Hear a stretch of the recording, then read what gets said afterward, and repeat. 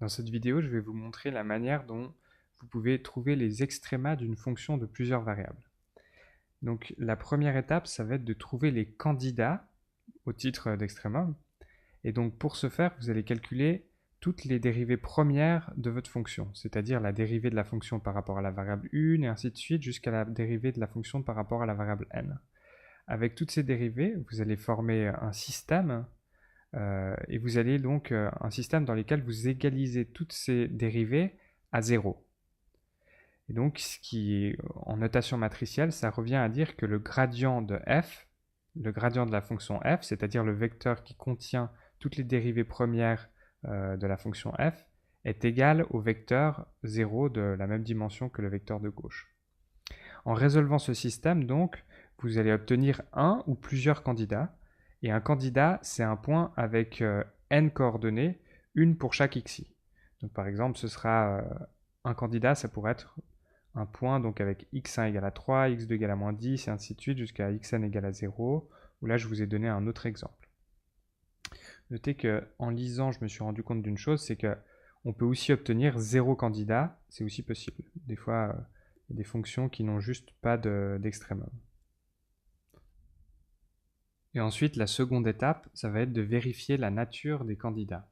Donc on va devoir le faire pour chaque candidat.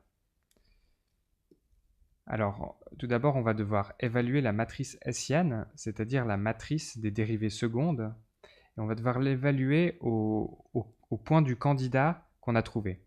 Donc ici, par exemple, c'est la dérivée seconde de la fonction f deux fois par rapport à la variable 1, évaluée au point du candidat qu'on est en train d'essayer. Ici, par exemple, ce sera la dérivée de la fonction f d'abord par rapport à la variable 2, puis par rapport à la variable n, évaluée au point du candidat, et ainsi de suite. C'est la même chose ici pour toutes les valeurs dans cette matrice. Et si vous n'êtes pas à l'aise avec cette matrice hessienne, je vous laisse vous reporter à la vidéo sur les polynômes de Taylor et les fonctions quadratiques. Et donc, une fois qu'on a évalué cette matrice hessienne, il va s'agir de déterminer la définition de la forme quadratique xt hx, avec x, donc c'est le vecteur des variables de la fonction. Et pour ce faire, vous pouvez utiliser soit la méthode de la réduction de Gauss ou la méthode des valeurs propres. Et je vous laisse regarder, si vous n'êtes pas à l'aise avec ça, la vidéo que j'ai faite sur les formes quadratiques. Et enfin, donc, la dernière étape pour le candidat dont on est en train de parler. Si la forme quadratique dont j'ai parlé là-haut est définie positive, alors on a affaire à un minimum local. Si elle est définie négative, on a affaire à un maximum local. Si elle est indéfinie, ça veut dire qu'il s'agit d'un point de sel et pas d'un extrémum.